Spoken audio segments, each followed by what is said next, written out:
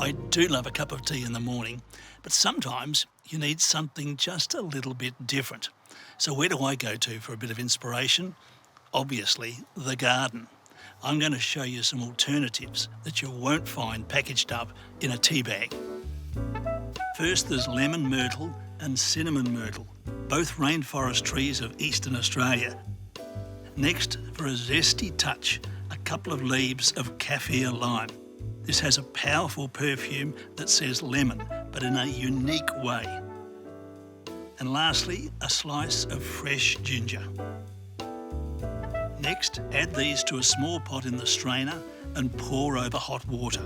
The secret here is to allow the flavours to steep for at least 5 minutes. So on goes the lid. So pour the tea straight from the pot into your cup and drink it immediately.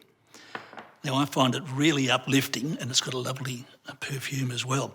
Now, I can keep this pot going for a couple of days just by pouring fresh hot water onto the tea leaves. When it comes to medicinal teas from the garden, here's 2 that I use. Turmeric, which is a member of the ginger family, and this is how it grows, by the way.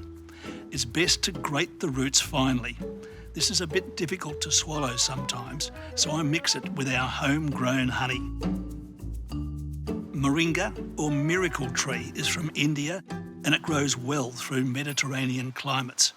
I harvest the foliage and flowers, and these can be dropped into the pot fresh, or you can freeze them. Powder the frozen moringa by crushing the leaves. This has a slightly bitter flavour, which can be improved by just a drop of honey.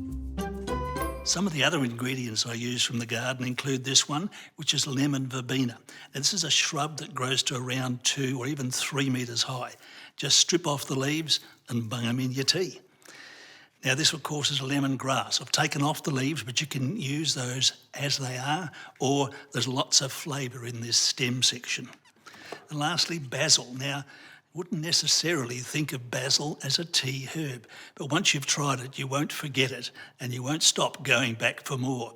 It's lovely hot, but try it out as a chilled drink. And this goes like crazy in our aquaponic system.